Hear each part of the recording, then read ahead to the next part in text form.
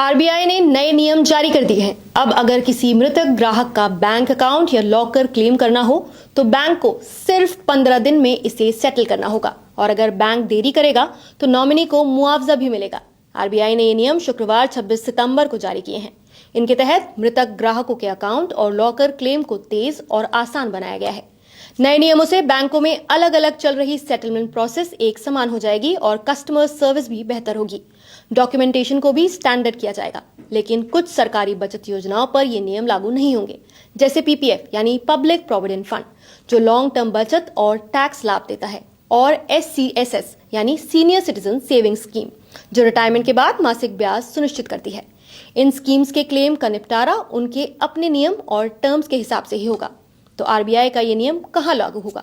ये नियम देश के सभी कमर्शियल और कोऑपरेटिव बैंकों पर लागू होगा, चाहे अकाउंट हो या लॉकर।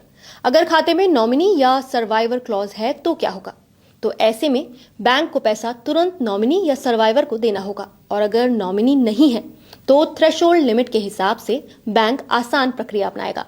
आपको बता दें कि थ्रेशोल्ड लिमिट वो अधिकतम राशि होती है जिस तक बैंक आसान प्रक्रिया से क्लेम सेटल कर सकता है। इससे ज्यादा राशि के लिए अतिरिक्त दस्तावेज की जरूरत होती है। कोऑपरेटिव बैंक्स के लिए ये लिमिट 5 लाख और बाकी बैंकों के लिए 15 लाख होगी। इससे ज्यादा राशि में बैंक अतिरिक्त दस्तावेज मांग सकते हैं। लॉकर क्लेम के मामलों में जरूरी डॉक्यूमेंट्स मिलने के 15 दिन में प्रोसेस करना होगा और क्लेम करने वाले से लॉकर या सेफ कस्टडी की इन्वेंट्री की तारीख तय करनी होगी। और अगर 15 दिन में क्लेम सेटल नहीं होता तो बैंकों को ब्याज देना होगा। अकाउंट क्लेम में बैंक रेट प्लस 4% और लॉकर क्लेम में हर दिन 5,000 रुपए का मुआवजा देना होगा। तो आरबीआई के इस नए नियम से अब बैंक क्लेम जल्दी और आसान होंगे और देरी होने पर मुआवजा भी मिलेगा। तो क्या आपको लगता है कि ये बदलाव ग्राहकों के लिए मददगार होंगे? अपनी राय हमें कमेंट करके जरूर बताइए।